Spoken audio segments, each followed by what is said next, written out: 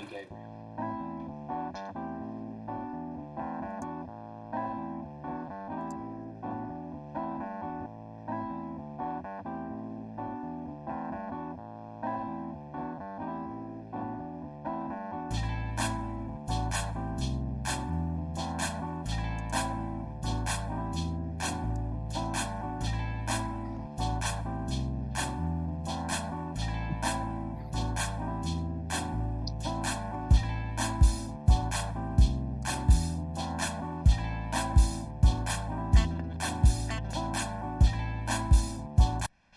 And we are live.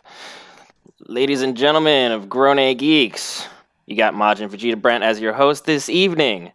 We have Sam on to my left. Under us, we have Will. We got the YouTube QR code on the bottom right, Facebook bottom left. Gentlemen, what do we have to discuss this evening? Well, we have a handful of topics. Do first want to give a shout out. We have Dawn and Lisa, two of our group members who posted some. They gave us a selection of items to choose from. They gave us some great ones, and we went through, since they were the first two to give multiple choices, give us some things to pick from. We decided we would pick a few of those. So we're going to use that for our Member Monday content. Thank you so much for that. That will be posted up again at Grown A Geeks on Facebook. And this coming Monday, look for another Member Monday question. So we've got two questions that are going to come from there. And you had a suggestion for a GEEK Rushmore. And we kind of battled with this, went back and forth, had to really fight it out and try to figure out what was the right way to go about it. And ultimately, I think we decided that we were just going to do, for today, we were going to do voice actors and actresses for our four picks to go on the GEEK Rushmore. And we decided we would do with voice actors and actresses who make up our GEEK Rushmore. Because I included actors and actresses from movies as well, because I have my top four solidified already. It won't really change based upon the genre. So I felt like that would have been a challenging topic for all of us to really have to critically think about. And on the topic of critical thinking, Microsoft went ahead and bought Bethesda for a cool, $7.6 billion, I believe. Because Microsoft got old money. They got old money, and they can afford to do what they want to do. Except, you know what? I was about to really crack on them, but I think this is the beginning of them trying to. And Lisa, this is where you come in. So thanks for this one. I think them acquiring Bethesda is them trying to get back into the actual console war. They were taking some major L's. They have, historically speaking, taken a lot of L's on the topic, and traditionally their standalone games and their exclusives have been particular weak compared to what PlayStation has been running. So with the acquisition of Bethesda, with their Fallout, with their Elder Scrolls, their Dishonored, amongst other games, will definitely help their catalog along.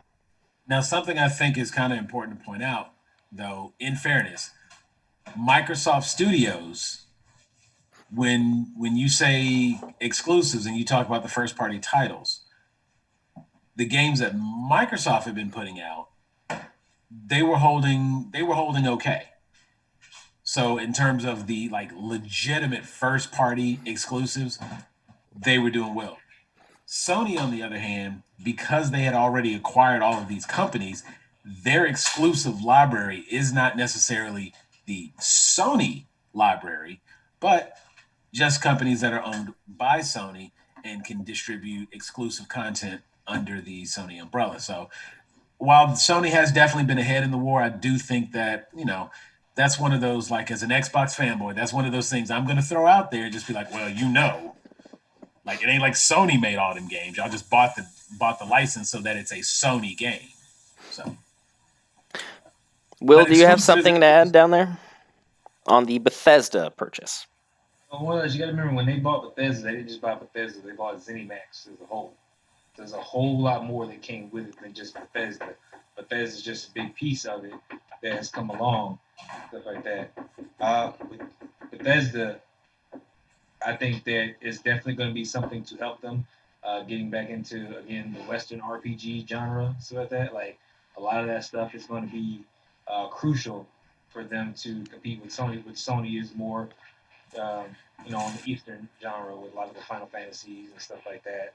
Uh, all the Tales games. It's like just there's a bunch of different things that come from that side of things versus, here we're looking at Skyrim and Fallout and a few other games. So I'm just curious to see where this is going to go and how far they're going to take it with exclusivity and stuff like that, and rights and licensing to other people. Because you got to remember, like Microsoft already has to pay Sony for Blu-ray. That's already a thing. Yeah. So now it's shoot on the other foot. Let's see how it gets more. Hmm. So Now that actually brings up another interesting point, and this was something that we may have discussed already, or some of you may have seen it. We were having a discussion. I don't know that everybody necessarily saw my comment when we talked about it, but somebody had actually pointed out the fact that Sony does own all of the licensing for Blu-ray. So if you use a Blu-ray disc, you giving them they royalties right there. They're getting money just because you put it on a Blu-ray disc. So with the announcement of the pre-order available well, I can't even say pre-order available because that whole debacle.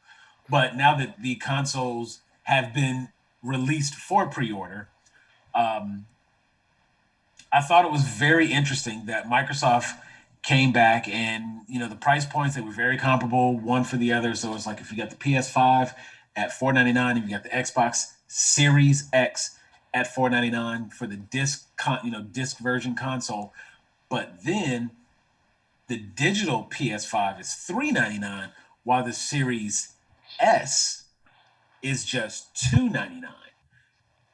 Once you get that digital $299 Series S console, I think that there are going to be a lot of those flying off the shelves simply because people are going to get into that mindset of like, oh, well, they don't have a lot of games, but I want the Xbox.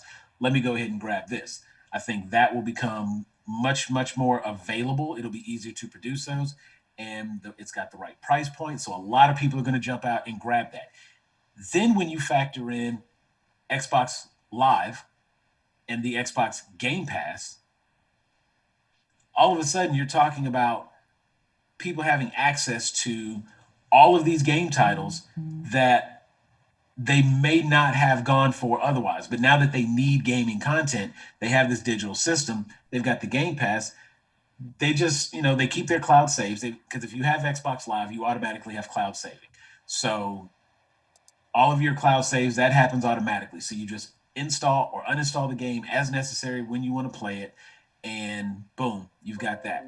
When you talk about just from the Bethesda library, just some of the top titles that come to mind, you've got all of the Elder Scroll games, the entire Fallout series. You've got what was it, Doom Eternal, Wolfenstein, Prey, which didn't do that great, but was actually a pretty good game. Evil Within, and Dishonored. Those are just like the very first ones that come to mind. And those are from Bethesda Softworks. That doesn't even get into like the other ones that they were in charge of. You know what I'm saying? Because then you start getting into like Rage was one of their games. They've done all of the Wolfensteins. There was a game back in the day like Rogue Warrior. I mean, Bethesda, they've got a pretty bulky just having library. Elder Scrolls and Fallout could carry them. And if that became exclusive, Because the only thing that I heard from the purchase was that Microsoft will honor the first 2 games that were originally announced for both PS5 and Xbox Series X or Series S. They will honor those 2, and then from there, it'll be a case-by-case basis. Yeah, so with that, and there's going to be so what is that?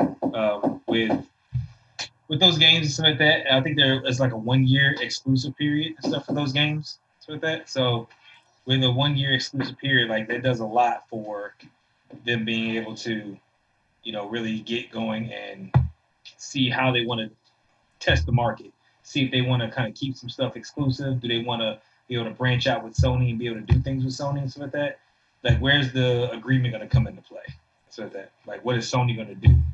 Like, what's the price point going to be to be able to give the gamers the true experience of being able to play an Elder Scrolls or a Fallout game for your PlayStation 5?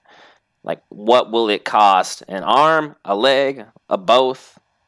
That's what I want to know. And will Sony be willing to pony up to make that happen? I don't see Sony. I don't see them missing that opportunity. You talk about ponying up, like they've for a little bit now. Sony Entertainment has been just that. They've been an entertainment company, and it started out back when, you know what I'm saying, if you go back to the earlier stage of the console wars, when we first had like some definitive movement there, the Xbox 360 and the PS3. The Xbox 360 was clearly a excuse me, a gaming console with some video applications. And the PS3 was a Blu-ray player that played video games. And I really feel like that was the way it went. And so they kind of moved along and they chucked along and they finally got some games and some stuff came out. And, it's like when I think back to the exclusives that were on PS3, nothing immediately comes to mind. Like, what was a PS3 exclusive only available on PS3? I'm sure there's titles, but they just don't. There was a shooter, Killzone. Yeah, I feel like it was Killzone. I feel like it's Killzone, and then Uncharted started with PS3.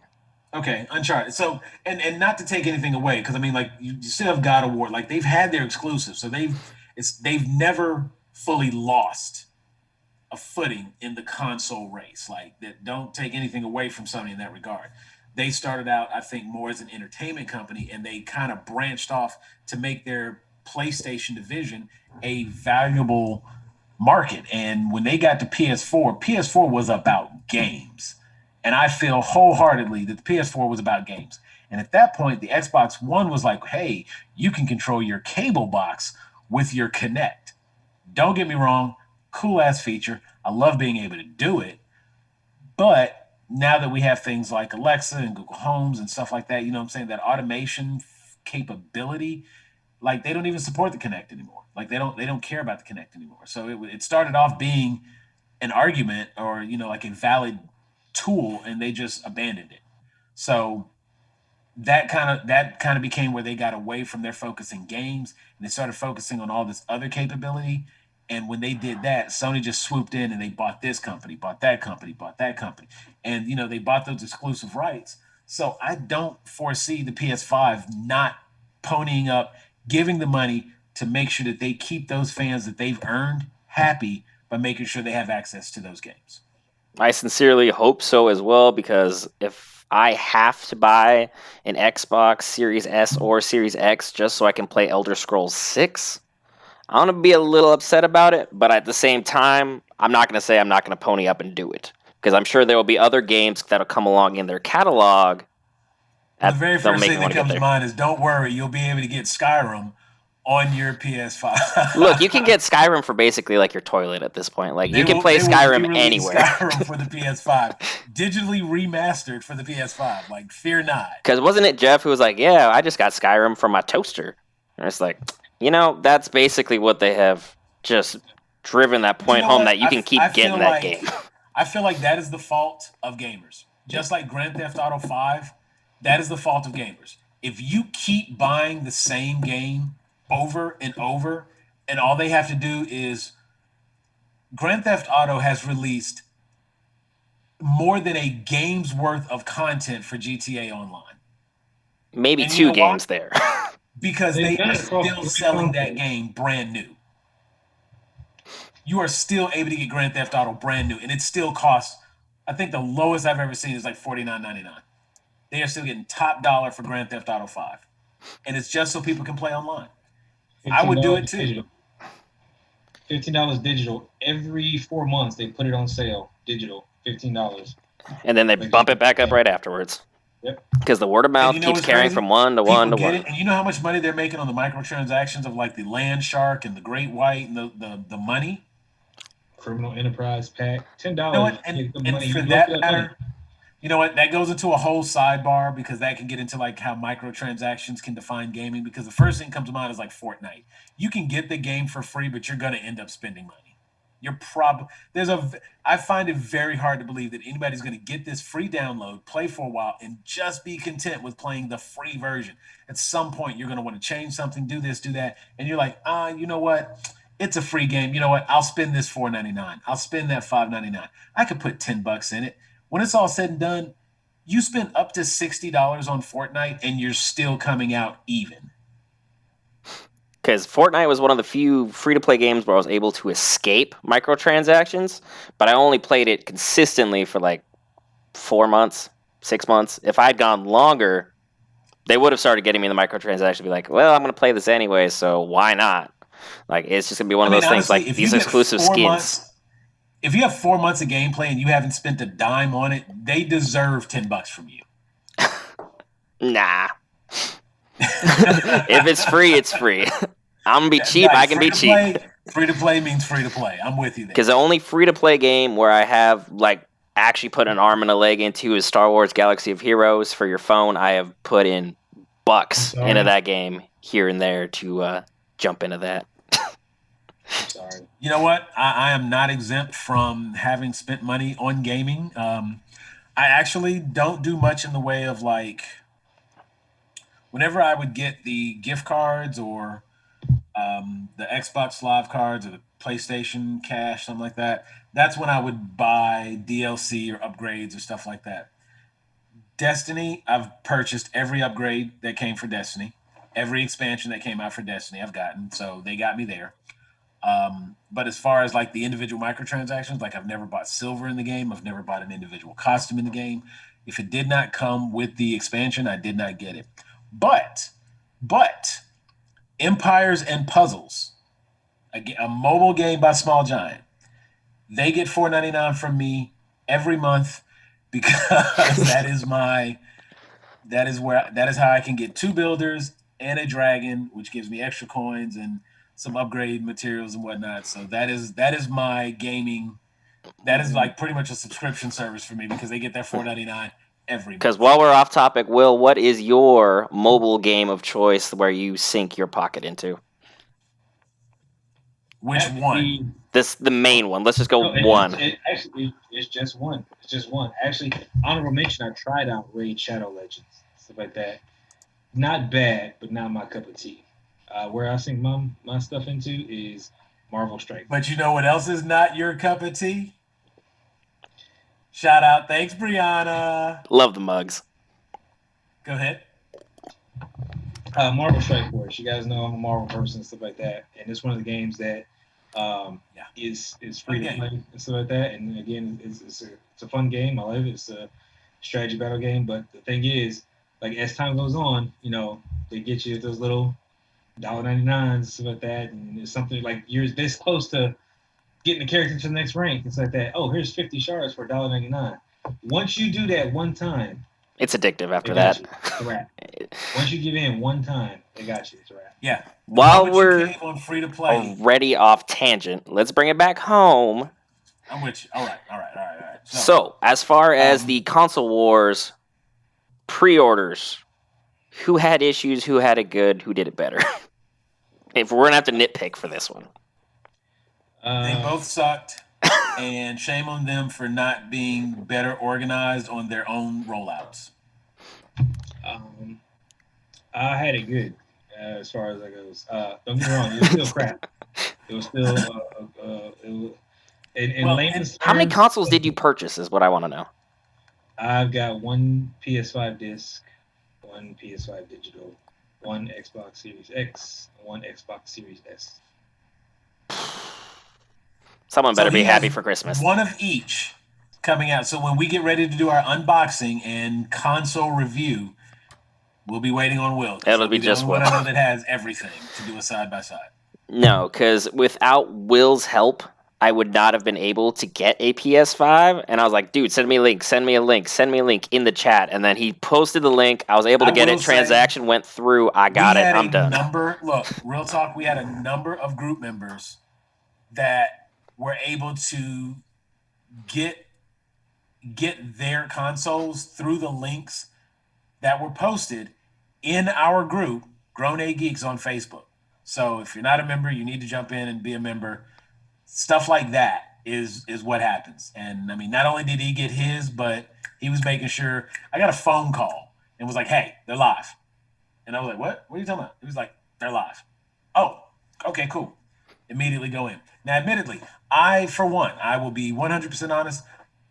I am going to wait. I am consciously making the decision to wait until January. Sorry, I didn't understand. Stop listening. Damn FBI. My FBI agent, like he heard me. He's like, "You're waiting till January." Wait, no, I want to play. He's upset like, with you. You know what I'm saying? He was going to sit out front and watch me and play. But okay, but no, I'm honestly going to wait till after the Christmas rush. Wait for the second rollout that's going to come. You know, January, February, sometime around that. By then, we will have seen all of the kinks, all of the bugs, all the hardware issues should be addressed at that point, and any major console updates that are required. Will let me know everything I need to do. So when I get mine at the beginning of the year, I'll know exactly what I'm getting into and which way I want to go. And I don't think it will be quite as difficult to get it first of the year. It won't be as difficult to get it at the beginning of the year as it's going to be the remainder of this year. Because the holiday season's coming up, the orders are going to be in, and everyone's going to be jumping ship. Because everyone I've talked to, other than within the group, they're waiting. They're doing the exact same thing you're doing. You are in the popular wavelength. It's just I can't go without it. Once the new system's launched, I'm like, I want to see it. I want to work out the bugs. I want to figure out what I like, what I don't like, work from there. And then if I find one with like a nice skin, then I might get something else going on moving forward. Oh, I mean, you got to play it by ear and whatever's best for you. And I've been telling people so that, like, the main reason that, you know, again, I primarily play PlayStation. I was on Xbox before this. I go to wherever console, that's my primary console, based off of the catalog. So again, it's been Xbox pretty much leading all the way up to PS4, and then PS4 to now. And right now I'm still leaning towards PS5. But I transitioned from Xbox One to PS5. I mean, to PS4 in the midst. You know when I made the switch? It was official on Destiny 2. Because you switched over to play with friends, correct? When Destiny 2 released, I actually had Destiny 1. I had Destiny 1 on Xbox One. I got a second copy for my PS4. My biggest complaint was having to redo everything that I had done on my Xbox on my PS4. So when Destiny 2 came out, as I was finding that none of the people that I was playing with on Xbox, with the exception of Will, were available to play online with, I just went ahead and invested in getting Destiny 2 for my PS4. And as a result, have subsequently made all of my remaining multiplayer purchases for the PS4. I still buy most of my single player campaign titles on my Xbox. Because if you like Destiny 2 and you like the three of us, you should check out our Destiny videos on our YouTube page, Grown A Geeks, QR code bottom right. Just scan it, pop on over, take a little look. See, we have videos for you on Destiny 2 already uploaded. We have some Destiny 2. I think there's even some Destiny 1 on there. There's some Bloodborne and some Horizon Zero Dawn. There's about 20, 30 game videos. I know there's For Honors on there. Like there's some gaming videos. We're gonna get some more gaming videos out there. But one last little point I want to just throw in as far as a console war, and it's kind of a transition here as well. One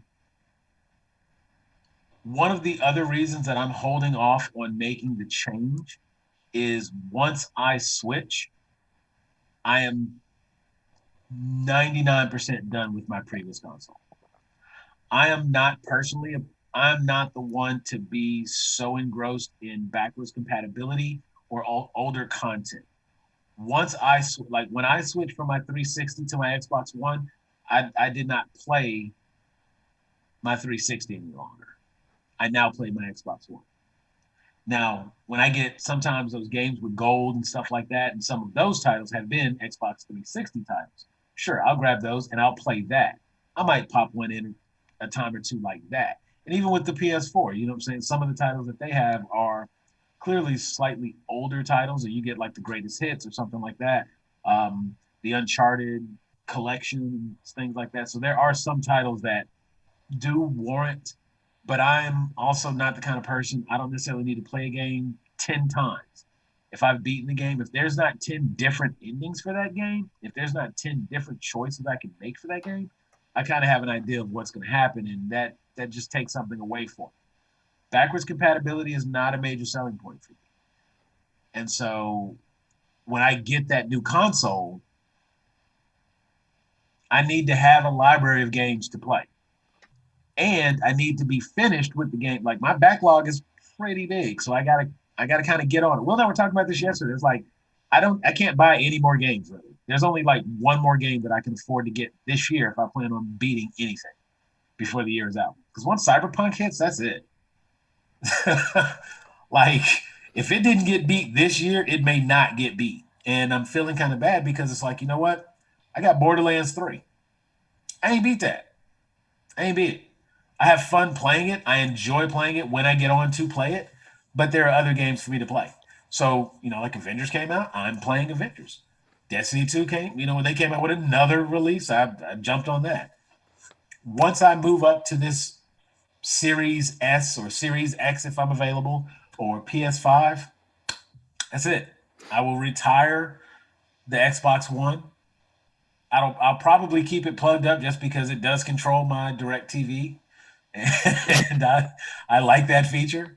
But But otherwise, yeah. while we're on the topic of upcoming, we'll grab a question from our Member Mondays. What upcoming titles have you interested, Will? Let me tell you about this one game called Spider-Man. It's Spider-Man Miles Morales. I'm really excited that they decided to bring this forward with that and kind of carry on with it. The Spider-Man for PS4 was absolutely fantastic. Like I said, with the way the gameplay flowed and stuff like that, I love the original ideas they did on the character, the suit and stuff like that, the various options and stuff you had, and even the DLC content that came along after the fact. So that it was all good content. It was all worthy of what it was meant to be, like good lengths and so that good character arcs for that. I enjoyed it. Now, Miles Morales seems like a continuation of that story. I don't know how it connects exactly, but it's going to be looking really good. The problem for me comes in is they're doing a remaster of the Spider-Man. So updated graphics and stuff like that. It's going to be looking real good and stuff like that. There's some new suits and stuff like that. The remaster is only going to be on PS5. I'm good with that. It's not going to be on PS4. Now here's the kicker. The only way that you can get the remaster is by repurchasing Spider-Man. Okay. That is the only way that you can get the remaster. So here's how it works. If you get Miles Morales for your PS4, so that you can play it, and you play with all your content, all of this, everything you've already done in Spider-Man is great. If you get Miles Morales for the PS5, then what you can do is you can play Miles Morales, but you can't play Spider-Man. You cannot play your Spider-Man. You would have to pay an upgrade fee of $20 to get the remastered version of Spider-Man. This is the Miles Morales Ultimate Edition that they're also selling to be able to play that. So that's the only way you'll be able to play. And then here's the thing is, your save from PS4 It won't carry over. will not carry over to PS5. So you will be playing the entire game from start to finish all over again on PS5. Now, is that a deal breaker for a lot of people? For some it is. For me, because I enjoyed the game and stuff like that, I'm willing to give it another run through and stuff like that because I definitely enjoyed it. I will play it again, so that just to see how it carries on into Miles Morales, so that. But I'm not happy about having to pay again for a game that I've already paid for. So basically, what you're saying is beat Spider-Man on PS4, the original, and then I'll just buy Miles Morales for PS5. Call it good. Because both are great games, but I'm not gonna pony up $20 different bucks just so I can do the same exact things I did before Yeah, you for the just miss very out But on next the you system. can do the same exact things before in HDR, high def, 12. What was it? 1200 frames and like completely remastered on the PS5. I don't care about graphics. Give me a good gameplay. Give me a good story. Graphics are nice, but they're not what makes a good game for me. It's not. You're not going to sell me on that. All right, Sam, what are your titles moving forward that you're looking forward to? Cyberpunk. That is without a doubt, even without Keanu Reeves, just the idea or the concept of being able to go to a neo-futuristic world, cybernetic enhancements. From what I've seen, excellent upgrade options, the customization. I've loved every Mass Effect, every Dragon Age, every one of the like KOTOR, like Jade Empire, Fable. I like I like action RPGs. I love action RPGs. And everything that you're going to be able to do outside of like the customization of the character, because when it's all said and done, I only need to customize so much. Give me an intriguing storyline, give me some choices to make, let my choices carry some weight, let things change based on what I do. It's those types of things that I'm intrigued about. And from what I see, the open-ended choice system that exists in Cyberpunk looks like it's going to be phenomenal. In addition, Fable. There's another Fable. I almost don't care what they do with it. It's called Fable. I can't wait for it. For That's very short, sweet, to the point. That's what I'm waiting on. Fable and Cyberpunk. for me, there's only 3 titles that jump to mind. Will already hopped on it with the Miles Morales. I'm hyped about that. That'll be probably one of my first PS5 purchases to go with it. I'm looking forward to Assassin's Creed Valhalla. I'm a huge fan of Vikings and Viking culture in general. So adding that to some historical reference while in Assassin's Creed, I'm willing to go through. Assassin's Creed's had a couple blunders. I will say that. I'm not going to say it's a perfect franchise as a whole, obviously. But adding that particular twist to it, I feel interests me because I've been hopping in and out of Assassin's Creed based upon, I like this part of history. Oh, I like that part of history. And kind of nitpicking my way through. So Valhalla interests me. I like the fact that you can be either a guy or a girl, and they picked an actually historical, accurate main character. So I thought that was a nice touch. Doesn't that also include the ability to change? It doesn't change the story, but you can change your character's gender anytime. Don't matter. See, I feel like that could be something that they should, if they don't, incorporate into gameplay.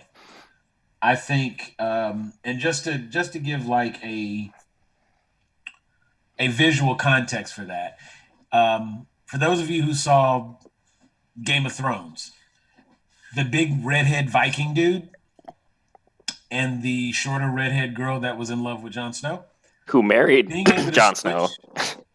being able to switch between those two characters could have direct impact on what happens in the story. For example, given that you are still playing an assassin, you might be able to better lure someone close if you don't look like the big guy. You can maybe get them to come around this bend and not be seen and take them out of the visibility of others. And then if you come in as the big guy, maybe you can intimidate and get get the stunned attack or something like that.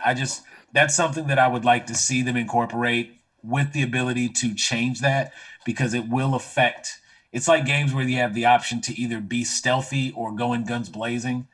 Again, Guns like blazing options. is exciting. I like options, and so like having those options is kind of key. Because the only thing I'll boo-hoo the Assassin's Creed franchise on is they said a couple months ago that they couldn't have a female lead who was believable for the audience. With how far we've advanced in gaming, to be able to say we can't do this, it's a weak cop-out. Because I don't care if my lead's a male or a female, as long as the story's good and the gameplay's fluid, we good. I don't necessarily have to put my No, mind out there as the protagonist.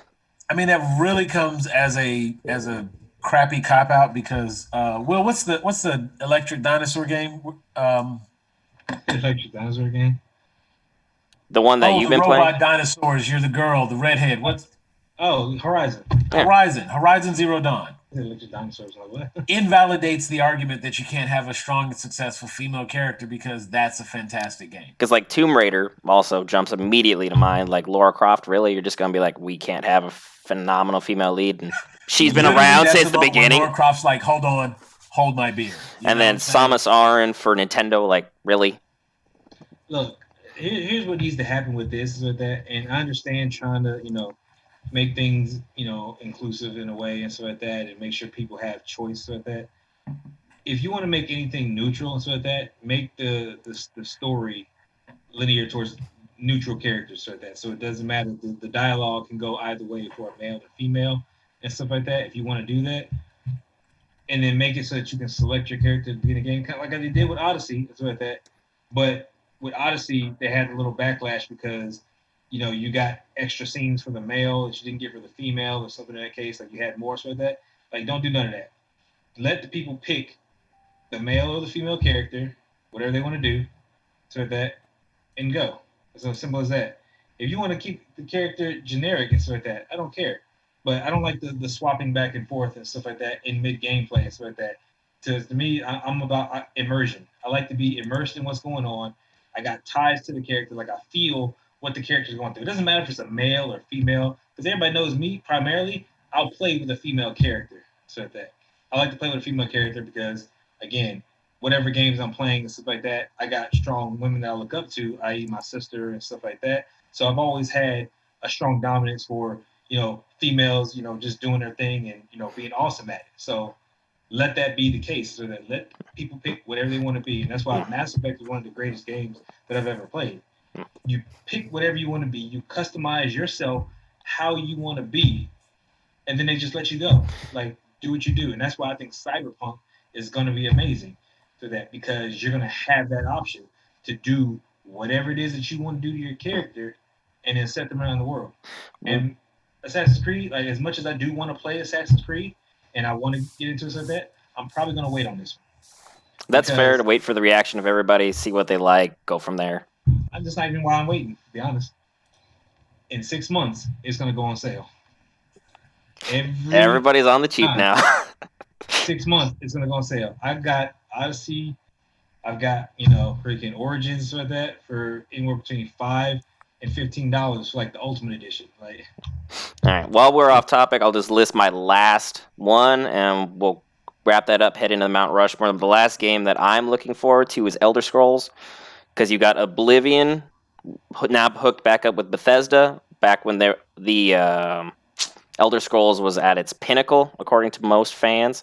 So putting those two studios back in the same room together for the next Elder Scrolls is something that I am absolutely into. I'm willing to buy a new system just so I can play this next Elder Scrolls. That's how invested I am. So Sony, please pony up the money so I can save some money. That's all I'm going to say about it. We're going to jump into our Mount Rushmore of geeks. I'm going to suggest we take it one at a time. We'll start with Sam, jump to me, jump to Will, work our way around, get our top 4 in, out, bing, bang, boom. You can list what they've been in, what you appreciated about them, etc. Let's just try and keep it semi-tight so we don't go crazy far off tangent, which I know we have a proclivity to do. It's almost like in no particular order. I just feel like that's the kind of thing that needs to be said, because I don't want to put any individual person over another, just in terms of their contribution and what they have or have not done. But for me, and this is probably going to be on everyone's list, and let me just say that if you pull something from my list, I may just mention something they did that stuck out for me, but comment that they're on my list. I'm not going to revise it. I had a hard enough time making these 4. So you're welcome. This will not be like our top 5 series where we're trying to outdo one another. This is just because this is the Rushmore. Nolan North. I think it goes without saying, you cannot talk about voice acting especially in terms of geek content, without discussing Nolan North. Um, he is, without a doubt, one of the most noticeable voice actors. Um, for those of you who are unaware, um, he's the voice of Nathan Drake. Uncharted. And Nolan North is he's done a ton of things. Like if you go to his IMDb page, like the man is in it feels like he's in everything, although that's not accurate, but he's just in so much that when you hear his voice, you know it's him, even though you don't know it's him. But anybody that sounds like Nathan Drake, that is Nolan North. Um, I Solid feel like pick. Nathan Drake's perhaps the biggest single name that I can give that you can be like, oh yeah, him. Okay. Tony Stark. All right, I will. Yeah, we did look that up. That's right, because we were trying to figure it out. And he's Iron Man in the Avengers Marvel game. Because he was the voice of Deadpool and all of the other Marvel content. I was like, why do I know that voice? Oh, right, that's freaking Deadpool as Iron Man. So he's there. He's out there. Nolan North. Nolan North. He is a geek. He is a king of geek continent. You know what I'm saying? Like, there's a lot of them out there. He's one of those kings. All right, for me, I'm going to start off my list with Mark Hamill. I could not exclude him. He was in Avatar: The Last Airbender. He was the Joker in the Batman video games, the Batman TV series. He's one of the best voice actors for Joker, period. Specifically, the Batman animated series. And he was obviously Luke Skywalker in Star Wars, and then he also had some appearing roles in The Flash as well. So Mark Hamill will be on my Mount Rushmore. Will, who you got? No question. Like that's definitely a good pick. Will, give us one. Frank Welker. Ooh, yes. That is literally, as they say, that is my childhood. A man who is still working currently to this day has over 850 credits to his name. From everything from Scooby-Doo to Shockwave and Transformers to horror and the Page Master. Like, again, this man was my entire childhood growing up. So, All right. So strong pick there. Sam, you look like you want to list off some of his other credits. I'm trying to I don't want to list off another credit. I wanted to verify something, and I will verify it later. It's funny you went with Frank Welker because another one on my list kind of falls in that line as far as being a part of my childhood. Mel Blanc. I knew he was coming.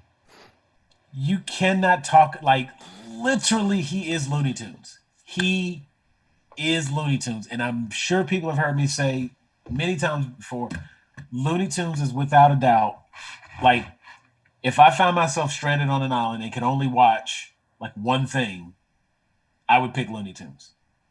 Like, let me just be able to turn on Looney Tunes, and if it can just rotate through Looney Tunes, I'm good.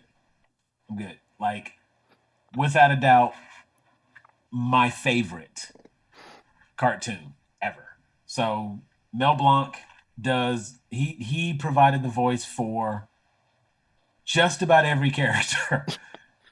And in addition to that, like he is like one of the first. You know what? Let me not say that as it's but he is one of the most prominent voice actors ever. I will say that. I don't know this actor say he's one of the first, but he is known as the man of 1,000 voices. And if you name a character from that time period, he was 1908 to 1989. He had 60 years of voice acting. He probably did a voice for him. So Okay. that is Throwing out just the no question. heavy hitters. For my number 2, I'm going to go with the late Christopher Lee. He was Count Dooku. He was Saruman. He was a James Bond villain. The man has credits all over the place, and he started a death metal band in his 70s on top of everything that he was already doing. Christopher Lee was one of the more iconic Bond villains for me. He played Count Dooku amazingly in Star Wars. He fulfilled Saruman's role all the way through Lord of the Rings and The Hobbit as well. I loved everything I saw Christopher Lee in. Yeah, I don't think there's anything bad associated with Christopher Lee. Like it's better just with his involvement. So no question, good pick there. Will, who you got? I will have to go with Billy West.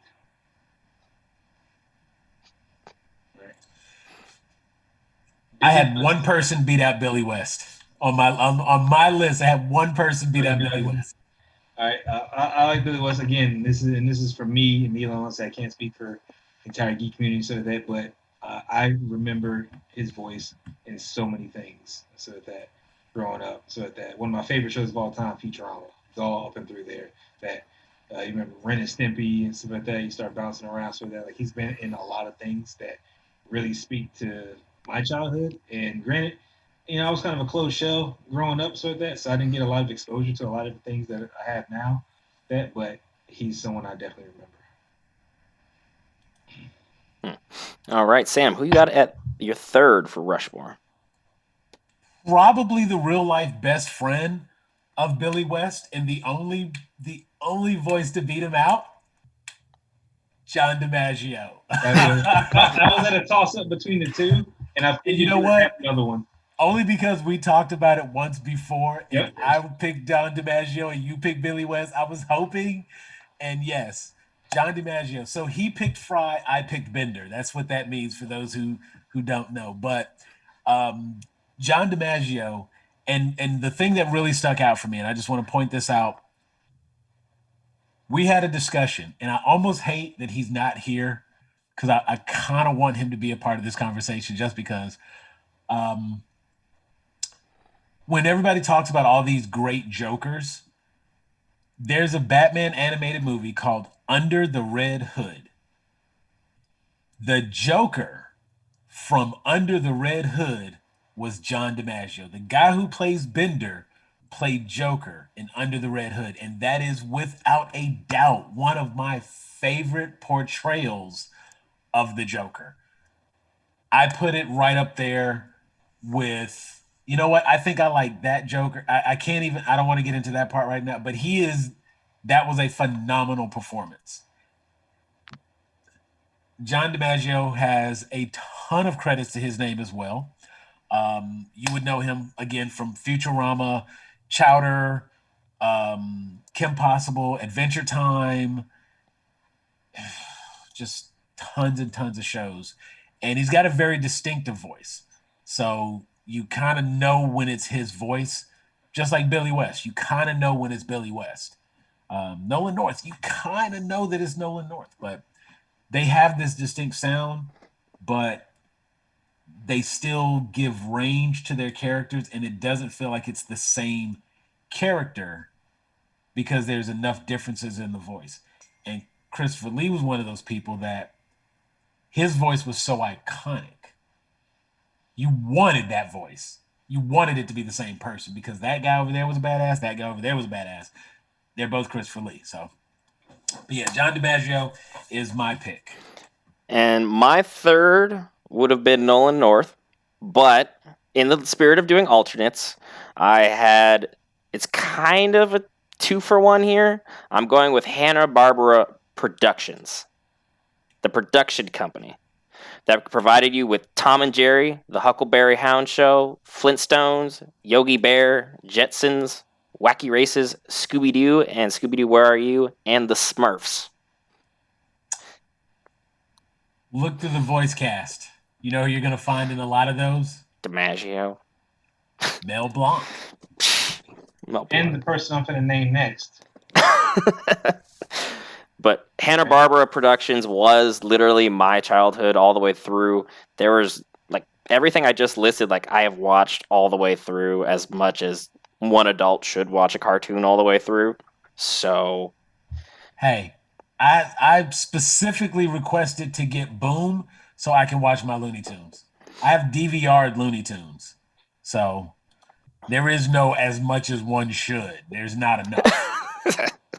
all right, Will, who you got at number 3? At number 3, I have the great June Foray. Ooh. Only female voice actor that has a star on the Walk of Fame. She has been around for so long in so many things, from the Flintstones, Rocky and Bullwinkle, How the Grinch Stole Christmas. She's the grandmother from Sylvester and Tweety, and so that she's been around up and through everything, and she was the standard for how voice acting was to be done for a long period of time. So that's one right there. I can't give her any more credit. She is fantastic. Yeah, she definitely could be. Yeah. Wow, that's a dandy of a pick. God. All Damn. right. Okay. Who you got rounding out Mount Rushmore? Your number 4. For me, I too picked a female, and I picked one that I think deserves a lot more credit. And not to get super political with this, but she voiced for a very specific generation. The one, the only, Cree Summer. Number 5 herself.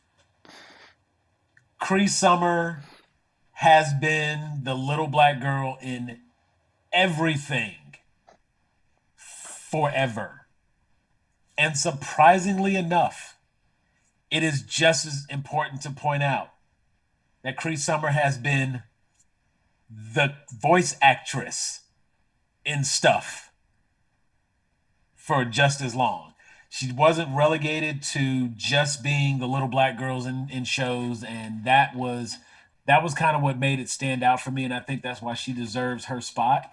While she was an established actress to begin with, and then she kind of transitioned into voice acting and whatnot. But for example, Inspector Gadget's was it his granddaughter or his daughter or niece or what? Oh yeah, Penny. yeah, Penny. Penny from Inspector Gadget is Cree Summer. So it's important to point out for those who would want to try to turn it into something different. She is known for her voice work. She has a very distinctive, raspy, bassy kind of voice for a female. And me personally, I think it's actually a little sexy, but we ain't gonna get into that because it's too early. We ain't a gag after dark. But Cree Summer she has done so much in terms of voice acting. Some of it hilarious. What was the Atlantis by the was that DreamWorks, I think? Atlantis was Disney. Was Atlantis Disney? Atlantis was Disney. Okay. They're talking about doing a remake because, Disney. Okay, so Atlantis, the Lost Empire, she did that. She was on Rugrats, of course. She was Susie on Rugrats. She did Drawn Together. She was Foxy on Drawn Together. There's that list is really big, and she was on Animaniacs. She was on Batman Beyond, Mummies Alive, Drawn Together. She was a busy woman. Name a title she was in. Probably. She has done a lot of work. She is she's well known. One very, very talented woman. So that rounds out your Mount Rushmore. Do you want to list them off real quick? For me, that was Nolan North, Mel Blanc, Cree Summer, and John DiMaggio. Those are my four. I did have David Hayter as an alternate, just in case anybody picked one that I had. I was hopeful that I would be good. I thought Mel Blanc would keep me safe. And of course, I would have had if Will had picked John DiMaggio, then I would have picked Billy West. So those are my two alternates. All right. I will list my final one for my Mount Rushmore, and it's Carl Urban. Aylmer for Lord of the Rings. He's in The Boys, which I just got into. Absolutely love that show. I cannot recommend enough for those who were like me or on the fence about it. Get into it. It's gory for reasons. It makes sense, though. He was also within Thor Ragnarok. He covered Star Trek. He was in Doom. He was also in Judge Dredd. I mean, the man has been through several different spectrums of geek, and he's had great roles in everything he's been in. There's not one movie where I was like, Just wherever I see Carl Urban, I'm at least curious enough to peek my head in. Because the whole reason I got into The Boys, it was because Carl Urban was in it. He was the only actor I'm like, I actually know who this dude is. So, for my Mount Rushmore, I had Mark Hamill, Carl Urban. You took Nolan North, but that's a solid pick. No one's knocking that. I had Christopher Lee, and my only alternate I had, because I was pretty confident going into this, was the Hanna-Barbera Productions. Will, who you got? My last one's with that freaking, I was going back and forth trying to figure stuff out. And again, he came up over and over for me and stuff like that. Keith David.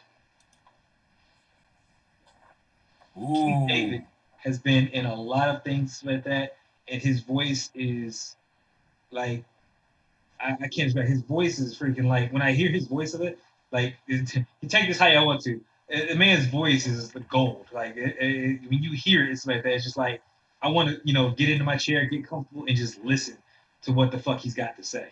And stuff like that. He's played Goliath in the Gargoyles, and stuff like that. He's played freaking as the narrator Princess Mononoke. He's been Sarge in freaking in Halo, so like that. Freaking Captain Anderson in Mass Effect, so like that. He's transitioned on screen and done on screen. Like, there's been so much that he's done, so like that. And again, I couldn't think of anybody else more deserving to take this spot, and especially for him being able to cross from not only live action to TVs, shows, animated stuff like that, and then also video games stuff like that. Freaking, he's been all through the gambit, and he's definitely deserving. So your Mount Rushmore would consist of Frank Welker, Billy West, June Foray, and Keith David. very solid list. I'm good with that list. I feel like we did the task and we did it well. I'm curious to see what the other Grown Geek admins would have come up with. So I feel like at some point in time we'll have to pose the question to them, see how that goes.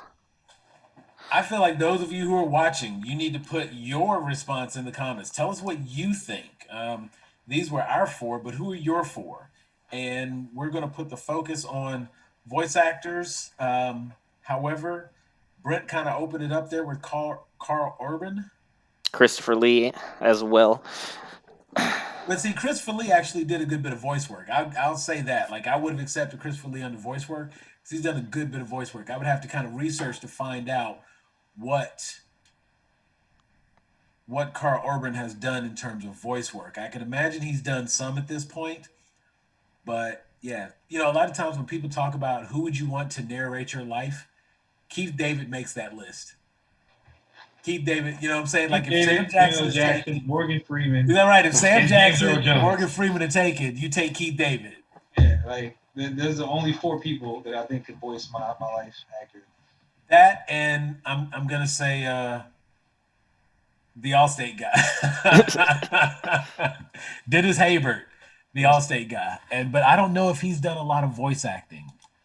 He's another one who's got a very distinctive voice. You know, someone who there's two people that I just want to throw out real quick, just while we're talking about Brent. What's our time looking like? Are we good? Can I? We ramble for a are second? literally just at the 1 hour mark right now. Okay. Well, I mean, honestly, I feel like we've covered a good bit of topics at this point. I'm just, you know what? Let me take my notes. I'm gonna toss them aside. Y'all know how I like to do. I'm gonna get comfortable. Let me pull this microphone up. Um, yeah, so I think like some of the voice actors, you know, like I said, one of my alternates was David Hayter, and he was Solid Snake. He was the voice of Solid Snake, and the man has been a writer. He's done a lot of good stuff. Steve Bloom really deserved a spot on the list, and I think if we had had more people, he would have made the cut. There have been a lot of iconic voices over the years. So to try to only have to choose four to go on the Rushmore, I felt like they really needed to stand out and be set apart distinctively for one thing or another. And oftentimes, people confuse. Um, oh God, I just drew a blank. Not that. Okay, Nolan North is the voice actor, but everybody always wants it to be what's the live actor? Um, Who they think he is? But right, the guy from Firefly. I didn't. I don't know his name. I didn't watch the show either. Oh my God, you guys Yes, suck. you're on your own with that one. You are in left Give me a field. second. Give me a second. It literally takes 2 seconds. So I wanted to say Tom Holland, and then I'm like, Fillion. the other Fillion. Nathan Fillion. Nathan Fillion. Okay. Excuse me, listeners. Sorry, viewers. My bad. I had a brain fart because I was going on my tangent. He does that. And see this wonderful mug made by Nitro Cup of Tea Productions, which you know what? I'm gonna do it. I'm gonna throw it out here because you said we just hit the 1 hour mark. We just hit the 1 hour mark. Okay. You know what? Will give me a. I need a code word. What's the code word? uh, Keep it geeky. Keep it geeky. Is that? Keep it geeky. All right, Doomsday. All right. So the code word for your very own Grown A Geeks mug is Doomsday. Do not post in group. Message one of the admins. My only requirement is that you are subscribed to the YouTube page. The first person to send a message to one of the admins using the code word Doomsday will get your very own Grown A Geeks mug. It'd probably work better if it's one of the admins in this video. As for the rest of them, have not seen it yet. Ideally, you know what? We're just going to make that the stipulation then. You have Brent here. I'm Sam. That's Will. You've got the QR codes to both like and subscribe and join the group. Get a message to us, and the first person to hit one of us with the secret word Doomsday gets their very own Grown A Geeks mug. And moving forward, the group will be doing more of these giveaways, but there will be certain stipulations attached to them moving forward, just so you guys are aware. Liking and subscribing is a minimum requirement. That is a minimum. Subscribing, you don't necessarily have to like the video. We appreciate the likes, but you have to be subscribed. But nonetheless, it's, you know, Nathan Fillion is another one of those people who just really has the longevity. For those of you who played Destiny, Peter Dinklage did the voice. Nathan Fillion was Cade. That is the type of impact that this person, you know, that these people have. Steve Bloom was Wolverine and so much stuff, and you know, he's got one of those really distinctive voices. So I mean, when you really talk about voice acting, because the medium allows you to move around the way that it does, it was really difficult to try to narrow it down to just four people. And Michael Ironside. I mean, there's just, dude, there are so many. Oh, And so many. you know what? This is the appropriate time. I was trying to think when you picked Frank Welker, it was one of those things where it's like, I bet it's like one of the first things that come up.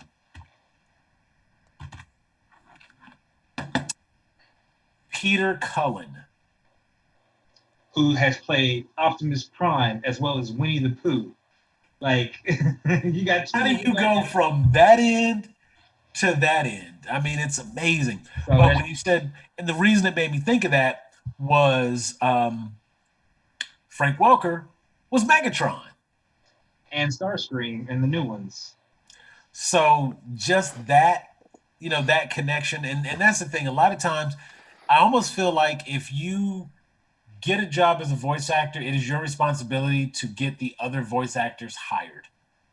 You know what I'm saying? Like make sure they have work. H. John Benjamin, for me,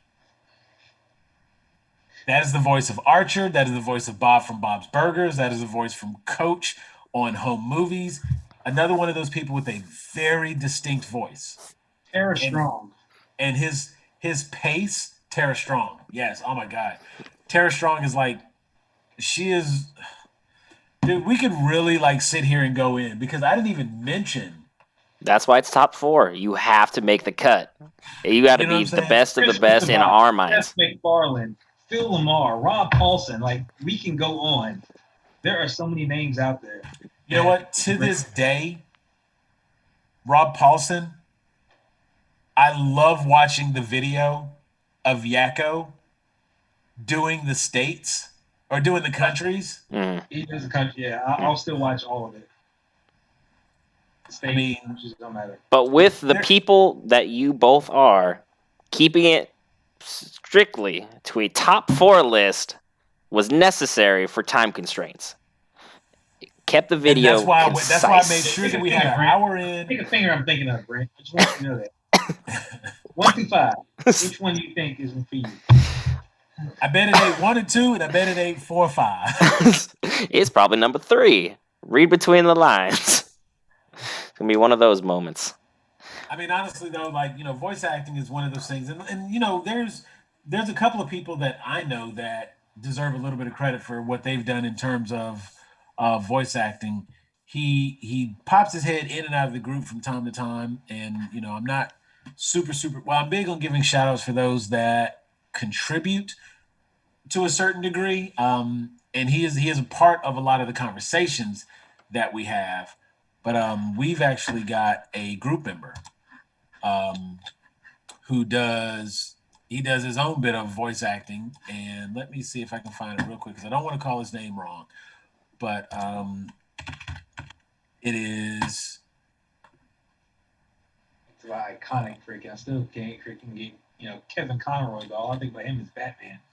I can't. Like he is the Batman. Like nobody's Batman is better than his to me. And No, you can't have that debate. It's just Kevin Conroy and then Kevin Conroy followed by Kevin Conroy. Kevin Conroy would be the top 5. just spell out him Kevin. Top 5. Basically, because like Joker, you can debate all day long versus voice actor versus actor portrayal, live action, all that. That one could be dicey, but you say Batman, Kevin Conroy. Why would you even argue anything else? You come up with the group member name, Sam? Wesley Griffin. He Wesley does pop Griffin in from time to time. He does voiceovers. Think of like movie trailer guy. He does a lot of like trailer work and stuff like that, and he's actually got a YouTube channel, and he's got a very distinctive voice, and he does great voiceover. And at some point, I'm going to see if I can get him to do like maybe read our disclaimer. I love your disclaimer read. I like the pacing. I like the way you do it. It's humorous. I want to get him to do mine because I don't have that same ability to read it that way. I can ramble and talk, but the way he has that, the way you actually have that enunciation at the beginning, you have a very distinctive voice, and I think you would be a great voice actor. Like me myself, maybe not, but Previously on Corona Geeks, stuff like that. Because I just mess around my voice from time to time on this OBS stuff, and literally that's what came to mind. Since we're bullshit, I want to throw an honorable mention out there to a voice actor, but he's not your normal voice actor. So that I got to give credit where credit's due to Michael Winslow. yeah, Like the things that this man can do, like with sound like Police Academy was where I watched everything, and it's just like this dude's amazing. And then from there, he's still doing stuff now. But like you wouldn't even need freaking all the soundboards and stuff like that with him on set. Like he would just do He whatever. was the human sound effect. It's like the man of like 10,000 sounds or something like that. It was like And that's funny because that reminds me of the Key and Peele episode, Bobby Winslow versus Bobby McFerrin versus Michael Winslow.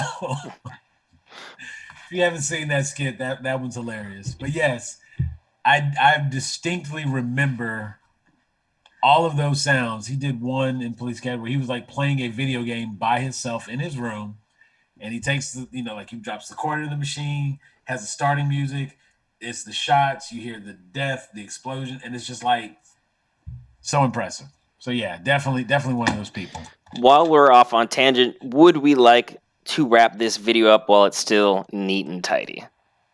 You know what? I would be good with that. I think we've covered everything. I want to give a special thank you to both Lisa Hines and I want to get the name right, Donne. Donne. It does have the tilde. My bad. Donne. And also just another shout out, just one more time.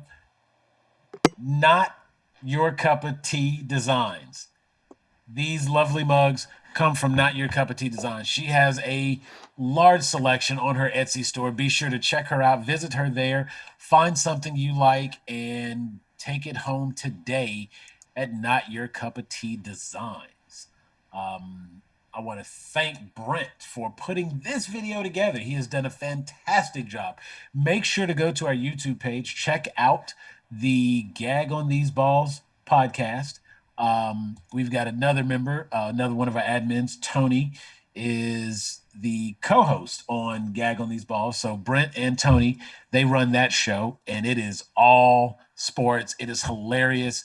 They've got me a little bit more interested. And you know what's really funny? They have me really checking for their weekly picks so I can talk trash if they're wrong. And that is the part that I enjoy. It's not going to be a good week for you. We went 13-3 out of 16 games. Good luck. Yeah, I was quite impressed. Like even when we won't bring that up, but there was a particular game. There was a point somewhere that got missed. And so to close out, we're gonna. There's Will bring it back home. They both called it. That was the thing. The fact that they both called it, and I'm watching this whole thing. I'm like, yeah, they wrong. They were both right.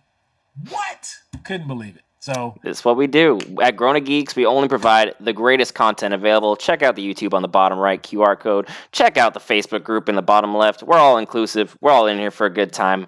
Make sure to subscribe to the YouTube so you can keep up with all the latest content. Gag on These Balls has 3 new episodes on its way, and we have this video popping up here shortly, which I will be posting both to the Facebook and to the YouTube as well, just so everyone is aware. Any final thoughts, Will or Sam? If you click that bell on the YouTube page, you will be notified anytime a new video runs. We have a collection of videos already in place. We have our previous Gag Zoom calls. We did a full coverage of the DC Fandome on the first episode of DC Fandome because they decided to extend it to a second. We covered the first one. That was the big one because that was the one where all the announcements came. We kind of knew what was going to be in the second one, which is the only reason we didn't cover it. In addition to our Zoom calls, we have a whole series of top 5s. And it seems like we're going to have to do another top 5, or maybe we could just make a whole new category. We've got our top 5s, and now we're going to have our Rushmore. That might be a whole new category. We can do some Rushmore videos and these will probably be quick little jaunts we can throw out, maybe 10, 15-minute videos. We get in there, we name our Rushmore for a particular category, and boom, there it is. That would be top 4. And we see just today we were able to get some thrown out there. So when you go to the YouTube page, make sure you click the bell so you get the notification whenever our new videos load up. That being said, I am Sam. I'm Brent. And this is Will. Thank you for checking out the video. We are out.